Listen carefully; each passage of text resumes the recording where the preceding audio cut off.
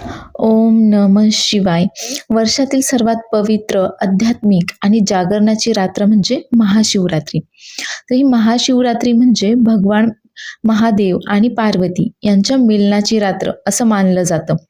या दिवशी जो कोणी उपवास, तप, ध्यान, रुद्राभिषेक करेल त्याचं मन शुद्ध होतं आणि कर्मबंधन कमी होतं असं देखील मानलं जातं.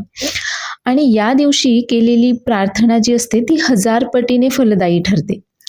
तर या दिवशी खरं तर महादेवाला आवडणाऱ्या ज्या काही वस्तू आहेत जसं की दूध, मध, धतुरा, बेलपत्र, गंगाजल या सर्वांनी अभिषेक केला जातो. तसंच उपवास देखील केला जातो. आता दूध आणि गंगाजलाने महादेवाचा अभिषेक केला जातो. बेलपत्र अर्पण केलं जातं आणि ओम नमः शिवाय या मंत्राचा 108 वेळा जप करून दिवा, धूप लावून प्रार्थना केली जाते. आणि हे जे कोणी करेल त्यांचा अहंकाराचं विसर्जन होऊन त्यांचं कर्मबंधन जे असतं ते कमी होतं. तर या रात्री जागरण का करायचं? तर खरं तर या जागरणामागे देखील एक आध्यात्मिक विज्ञान आहे. या रात्री पृथ्वीवरील ऊर्जा जी असते ती वरच्या दिशेने प्रवाहित होत असते आणि त्याच ध्यान आणि जप केल्याने मन स्थिर होतं आणि चित्त प्रसन्न होतं. तर भारतामध्ये अशी खूप सारी भगवान शिवांचीच, महादेवांची मंदिरं आहेत. तर त्यातलीच काही प्रसिद्ध मंदिरं म्हणजे नाशिकचं त्र्यंबकेश्वर मंदिर, केदारनाथ मंदिर आणि काशी विश्वनाथ यांचं मंदिर. तर या दिवशी आणि सोमवारच्या दिवशी जगभरातून लाखो भक्त या दिवशी शिवदर्शनासाठी तिथे जात असतात. कारण या दिवशीचं शिवदर्शन म्हणजे मोक्षप्राप्तीचा मार्गच मानला जातो. नमस्कार. चला तर मग ठरलं तर मग मालिकेच्या आजच्या रिव्ह्यूला सुरुवात करूयात. तर अर्जुनला आता चॉकलेट बनवता येत नसतात म्हणून कल्पनाने नुपूरला फोन केलेला असतो आणि नुपूर आता व्हिडिओ कॉलवर अर्जुनला चॉकलेटची रेसिपी सांगत असते आणि त्यानुसार आता अर्जुनने चॉकलेट्स बनवलेत देखील सायलीसाठी. तर नुपूर अर्जुनला तेच सांगत असते की तुझं जसं सायली जग आहे तसं स्वयंपाक हे माझं जग आहे आणि भावना व्यक्त करण्याचं एक माध्यम देखील आहे हे माझं. आणि स्वयंपाक करताना आपण जेवढ्या मनामध्ये प्रेम ठेवू तेवढा तो छान होतो म्हणून. आता हे चॉकलेट्स देखील अगदी छानच झाले असतील आणि पुढच्या वेळेस मी जेव्हा कधी कॉल करेल तेव्हा मला कॉलवर सायली देखील हवी आहे तुझ्यासाठी म्हणून. तर कल्पना बोलते अगं मला माहीत आहे आणि त्यानंतर मात्र नुपूर दोघांचाही निरोप घेऊन फोन ठेवून देते. तर आता अर्जुनला चॉकलेट जमल्यामुळे तो मात्र चांगलाच खुश असतो आणि बोलतो की शेवटी मला जमलंच. त्यावर आता कल्पना बोलते की अरे तू सायलीसाठी किती करतोस प्रेमाने आणि तू जे काही करतोस ना प्रेमाने तिच्यासाठी सगळं चांगलंच होतं. तर तन्वी आता त्यांचं सगळं बोलणं ऐकत असते आणि आता रोज डे प्रमाणे आता ती हे चॉकलेट देखील आता खराब करणार असते. तर इकडे सायली आणि चैतन्य आता त्यांना कुठल्या अशा क्लायंटला भेटण्यासाठी त्या कन्स्ट्रक्शन साईटवर जायचं असतं तर तिथे ते पोहोचलेले असतात. आता ऑफिसमध्ये चौकशी केल्यानंतर समजतं की त्यांचे सर तर साईटवर आहेत त्यामुळे आता त्यांना साईटवर जावं लागतं. पण अर्जुन मात्र आता इकडे सायलीला फोन करत असतो. तर हा चैतन्य तिथे त्यांच्याशी बोलत असतो की त्यांना कसलेसे सिमेंटच्या बिलांचे इनवॉइस वगैरे हवेत म्हणून. तर ते देखील त्यांना ते इनवॉइस देण्यासाठी ऑफिसला चला म्हणत असतात आणि तेवढ्यातच मात्र आता सायलीच्या फोनवर सतत अर्जुनचा फोन येत असतो. त्यावर आता सायली चैतन्याला सांगते की भाऊजी यांचा सतत फोन येतोय माझ्या फोनवर, मी फोनवर बोलून आलेच, तुम्ही पुढे व्हा म्हणून. आता चैतन्य त्यांच्यासोबत ऑफिसमध्ये चालला जातो आणि सायली तिथे एकटीच असते. तर सायली अर्जुनचा फोन उचलते आणि आता अर्जुनने चॉकलेट बनवताना आता सगळे चॉकलेट वगैरे तोंडाला देखील लावून घेतलेले असतात. त्यावर आता सायली बोलते की हे काय लागलंय तुमच्या चेहऱ्याला? त्यावर अर्जुन बोलतो अगं काही नाही, कणिक मळत होतो ना ते पीठ वगैरे लागलं असेल म्हणून. आता खरं तर सायली खूप चिडलेली असते अर्जुनवर आणि बोलते की हे काय सतत काय फोन करताय बरं तुम्ही? मी इकडे साईटवर आली आहे ना, आणि किती काम आहे मला आणि काय मला सारखं डिस्टर्ब करताय वगैरे. आता सायलीचं खरं तर फोनवर बोलणं चालू असतं आणि त्याच वेळेला बाबूने त्यांना ज्या काही रमेशचं स्केच बनवून दिलेलं असतं, तो रमेश देखील याच साईटवरती ते सायलीच्या मागे असतो. पण सायली खरं तर आता फोनवर बोलण्यामध्ये मग्न असल्यामुळे तिचं काही त्याच्याकडे लक्ष जात नाही. तर अर्जुन बोलतो, "हो, आता समजलं का मग? मी देखील ऑफिसमध्ये कामच करत असतो आणि तू मात्र सतत मला फोन करत असतेस. तेव्हा मला देखील असंच होतं. नाश्ता केला का? जेवलात का? उन्हात जाऊ नका, बाहेर लय ऊन आहे. घरी कधी येणार आहात? वेळेवर घरी या." तेव्हा देखील मला हे असंच होतं. त्यावर सायली बोलते, "हो, पण तेव्हा तुम्ही ऑफिसमध्ये बसून असता ना. तुम्ही काय अशी साईटवर गेलेले नसता." आणि आता खरं तर उन्हामुळे तिला घाम आलेला असतो आणि ती घाम पुसत असते. आता हे पाहून अर्जुन लगेच बोलतो, "त्यापेक्षा एक काम कर ना, तू मान्यच का नाही करून टाकत बरं, की तू हरली आहेस म्हणून हे सगळं तुला नाही मॅनेज होते." त्यावर सायली चिडते आता आणि बोलते, की "मी का करू? आणि म्हणजे घाम आला म्हणून काय लगेच मी हरले किंवा मला मॅनेज होत नाहीये असं थोडी ना आहे.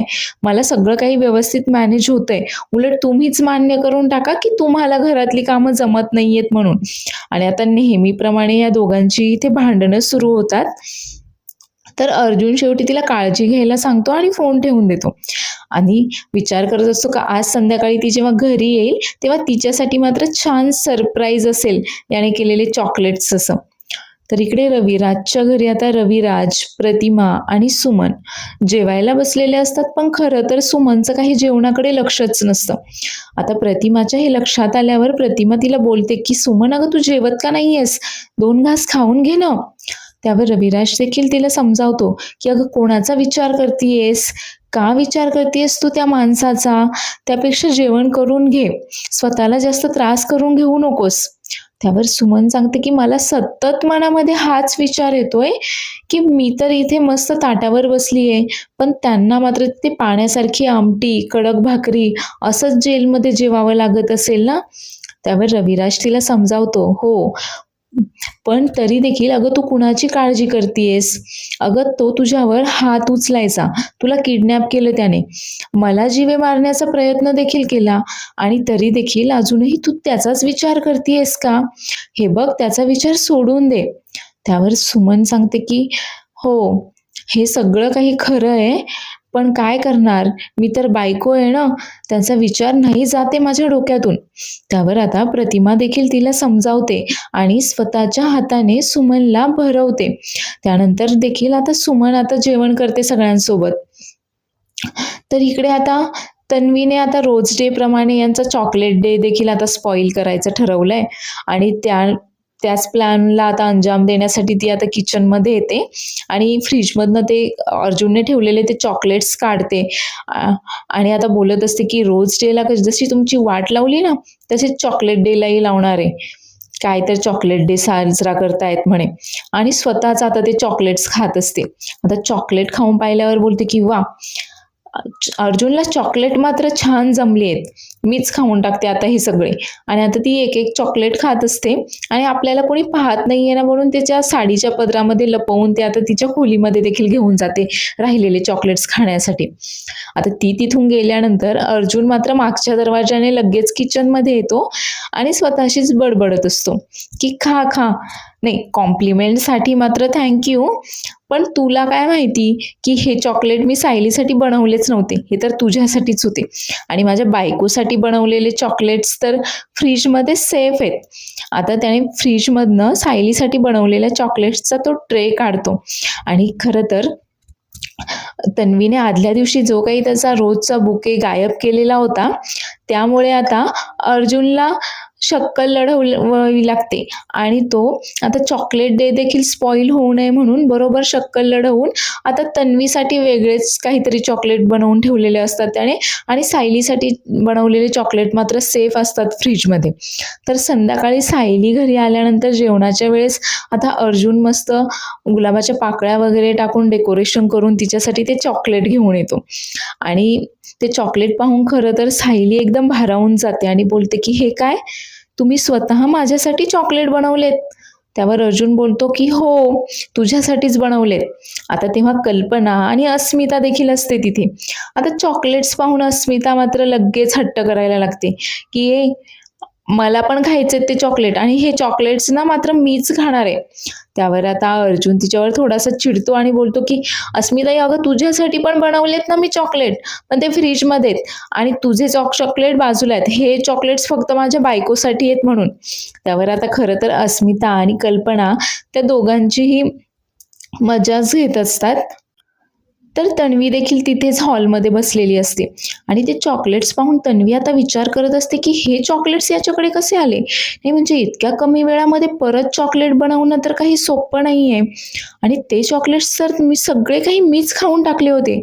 मग आता हे नवीन चॉकलेट कुठून आले. आणि तन्वी काही बोलायला जाणार तर तिचा आवाजच फुटेना. तर कल्पना तिकडनं बोलते की अस्मिता, अगं तुझ्यासाठी ठेवलेत त्याने चॉकलेट. आणि तन्वीला देखील बोलते की तन्वी, तू देखील एखादा चॉकलेट चाखू शकतेस बरं का. आता हे ऐकल्यावर मात्र तन्वी लगेच आता तिथे बोलायला येते, पण खरं तर तिच्या तोंडातून शब्दच फुटेना. तर तिची ही मजा पाहून आता अर्जुनला मात्र हसू येत असतं, कारण हे सगळं अर्जुनचेच कारनामे असतात. त्याने काहीतरी औषध टाकलेलं असतं त्या तन्वीच्या चॉकलेट्समध्ये आणि त्यामुळे आता 2 दिवस तरी काही पुढचे तिचा आवाज निघणार नाहीये. तर तन्वी लगेच तिथे काहीतरी बोलायला येते, पण तिचा आवाजच फुटेना. त्यावर आता अर्जुन बोलतो की अगं असं काय करतेस, बोल ना बोल. आता सायली देखील विचारतेस, काय ग, काय झालंय तुला, अगं बोल ना. आता तिच्या तोंडून काही शब्दच फुटेना. त्यावर आता अस्मिता तिला बोलते, नाही म्हणजे सायली, अर्जुनचं प्रेम पाहून तुझ्या पोटात तर दुखायचंच, पण आता काय तुला बोलता देखील येईना, शब्द देखील फुटेना की काय. आता तन्वी मात्र बोलायचा प्रयत्न करते, पण तिच्या तोंडातून खरंच काही शब्द फुटेना आणि त्यामुळे आता ती तिथून निघून जाते तिच्या खोलीमध्ये. त्यानंतर सायली अर्जुनने तिच्यासाठी बनवलेले चॉकलेट आता टेस्ट करून पाहते आणि तिला ते चॉकलेट मात्र जाम आवडलेले असतात आणि ती तसं अर्जुनला सांगते देखील आणि तिने देखील अर्जुनसाठी त्याच्या आवडतं चॉकलेट आणलेलं असतं. अगदी ते चॉकलेट शहरामध्ये एकाच दुकानामध्ये मिळतं आणि तेही खूप दूर असतं, पण तरी देखील अर्जुनसाठी सायली इतक्या दूरवर जाऊन ते चॉकलेट घेऊन येते. आता हे पाहून अर्जुन देखील खूप भारावून जातो. आता दोघीही एकमेकांना चॉकलेट भरवतात आणि चॉकलेट भरवून झाल्यानंतर अर्जुनने अजून एक गिफ्ट आणलेलं असतं सायलीसाठी आणि ते तो सायलीला देतो. नाही म्हणजे सायली आता उन्हातान्हात इकडे तिकडे साईटवर फिरत असते, त्यामुळे तिच्यासाठी मस्त असं सनस्क्रीन, गॉगल्स आणि छत्री असं बरंच काही त्याने गिफ्ट आणलेलं असतं आणि बोलतो की माझी बायको उन्हातान्हाचं बाहेर फिरत असते ना, म्हणून मग तुझ्यासाठी आणि हे सगळं वापरायचं आहेस तू. त्यावर आता सायली देखील अगदी भारावून गेलेली असते. तर कल्पना आणि अस्मिता मात्र दोघांनाही हसत असतात. तर तन्वी आता तिच्या खोलीमध्ये येते, पाणी वगैरे पिते आणि बोलून पाहायचा प्रयत्न करत असते, पण तिचा आवाज काही फुटेना. आता ती विचार करते की हे काय झालंय माझ्या आवाजाला. मी अश्विनला फोन करून सांगते, मी आता बोलायचा प्रयत्न करते की जेणेकरून माझा आवाज फुटेल म्हणून. आता ती अश्विनला फोन करते, तर अश्विन आता नेहमीप्रमाणे त्याच्या हॉस्पिटलमध्ये काहीतरी फाईल्स वगैरे पाहत बसलेला असतो. आता तन्वीचा फोन आल्यावर तो बोलतो की हां तन्वी बोल ना. पण आता तन्वी खरं तर इकडे बोलायचा प्रयत्न करते, पण तिचा आवाजच काही फुटेना आणि आता तिचा काही आवाज येत नाही म्हटल्यावर अश्विन मात्र चिडतो तिच्यावर आणि बोलतो की हे काय चाललंय तुझं, तू काय फक्त माझा आवाज ऐकण्यासाठी मला फोन केलायस का. अगं मला खूप कामं आहे तिथे, मला राऊंडला जायचंय आता, काही काम असेल तर बोल पटकन. तर तन्वी आता खरं तर इकडून बोलायचा प्रयत्न करते की पण तिच्या तोंडातून खरंच काही शब्द फुटत नाहीये आणि आता ती हातवारे करून वगैरे बोलायचा प्रयत्न करते, पण काही शब्द काही फुटेना. त्यामुळे अश्विन मात्र खूप जास्त चिडतो आणि बोलतो की मला खूप कामं आहे तिथे, तू काय फक्त माझा आवाज ऐकायला फोन केलायस का, मला राऊंडला जायचंय. बरं ते सगळं जाऊ दे, मला रात्री यायला उशीर होणार आहे आणि तू तुझं जेवण ऑर्डर करून जेवण करून घे, मी उशिराच येईल. आणि तेवढ्यातच त्याला आता कोणीतरी बोलवायला येतं की डॉक्टरांनी तुम्हाला बोलावलंय आणि त्यामुळे आता तन्वीचा फोन तो कट करून निघून जातो. तर तन्वी मात्र आता विचार करत असते की माझ्या आवाजाला नक्की काय झालंय आणि कसा काय परत येईल माझा आवाज. आता याच विचारात ती असते. तर रात्री आता अर्जुन झोपण्यासाठी येतो, तर तोपर्यंत सायली मात्र बिचारी दमल्यामुळे झोपून गेलेली असते आधीच. तर सायलीकडे पाहत आता अर्जुन बडबडत असतो की दमली आहे बिचारी. पण बायको खरंच दिवसभर जे काही घरामध्ये तू कामं करत असतेस ना, ती कामं खरंच सोपी नाही आहेत. नाही म्हणजे मला आधी असंच वाटायचं, की हे सगळं सोपं आहे घर सांभाळणं. पण आता तुझ्या जागी राहून जेव्हा घर सांभाळायची वेळ आली आहे, तेव्हा मला समजतंय, की घर सांभाळणं खरंच खूप कठीण असतं म्हणून. आणि तो देखील आता गुड नाईट बोलून झोपून जातो.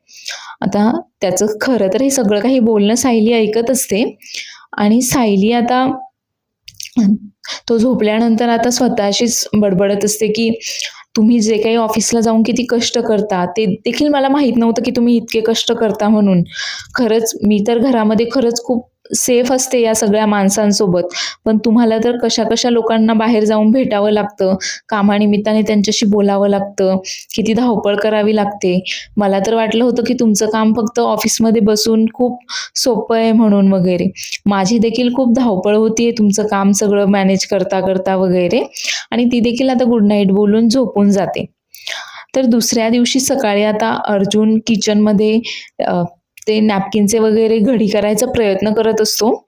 तर सायली आता त्याला मदत करायला खरं तर आलेली असते आणि त्याला सांगत असते, की असं नाही करायचंय म्हणून.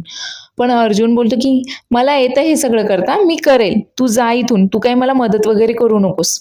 त्यावर सायली त्याला बोलते, की "अहो मी फक्त तुम्हाला दाखवत होते, की हे असं करतात. त्यानंतर तुम्हीच करा." त्यावर आता अर्जुन बोलतो, की "नाही, नाही. परत मग टोमणे देशील, परत मम्माला जाऊन सांगशील, की मला कशी तुझी कामं जमत नाहीयेत म्हणून. मला जमतंय ना." आणि आता अर्जुन ते नॅपकिनची घडी करून ठेवतो, तर ती परत उलगडते. त्यामुळे आता त्याचे प्रयत्न मात्र चालूच असतात. तेव्हाच तर सायली त्याला समजावते, की सगळ्या कपड्यांचे कसे चापून-चोपून घड्या कराव्या लागतात म्हणून आणि ती त्याला घडी करून दाखवते. आणि आता ती दोघांचा संवाद इथेच संपतो. तर पुढील भागामध्ये आपण पाहणार आहोत, की ही समीरा आता अस्मिताला जीवे मारण्याचा प्लॅन करतीये, की जेणेकरून अस्मिता मेल्यानंतर ही सचिनसोबत लग्न करेल आणि सचिन फक्त आणि फक्त हिचाच राहील म्हणून. आता खरं तर ही सचिनच्या प्रेमामध्ये पार वेडी झाली आहे आणि त्यासाठीच आता ही अस्मिताचा खून करायचा प्रयत्न करतीये. तर रात्रीच्या वेळामध्ये आता सायली आणि अर्जुन किचनमध्ये त्यांचं काहीसं डिस्कशन सुरू असतं आणि त्याच वेळेला ही समीरा आता मस्त असे ब्लॅक कपडे वगैरे घालून ती अस्मिताच्या खोलीपर्यंत पोहोचते. तर अस्मिता गाढ झोपेत असते आणि तिने झोपताना सचिनचा आणि तिचा फोटो देखील जवळ घेतलेला असतो. तर ही समीरा आल्यानंतर तो फोटो पाहते आणि आता उशी घेते आणि ती उशी अस्मिताच्या तोंडावर दाबून तिला मारायचा प्रयत्न करत असते. अस्मिता मात्र जीवाच्या आकांताने अर्जुन, सायली जोरात ओरडते आणि तेवढ्यातच आता तिचा आवाज सायली अर्जुनच्या कानावर पडल्यावर सायली लगेच बोलते, की "अस्मिता ताई, काय झालं असेल?" आणि दोघेही आता अस्मिताकडे धाव घेतात. त्यामुळे आता हे दोघेही साक्षीला म्हणजे समीराला पकडण्यामध्ये यशस्वी होतात का? की समीरा अस्मिताला ठार मारण्यामध्ये यशस्वी होते? हे पाहण्यासाठी पुढील एपिसोड पाहायला विसरू नका. आणि आजचा एपिसोड आवडला असल्यास चॅनेलला लाईक, शेअर आणि सबस्क्राईब करायला देखील विसरू नका. धन्यवाद.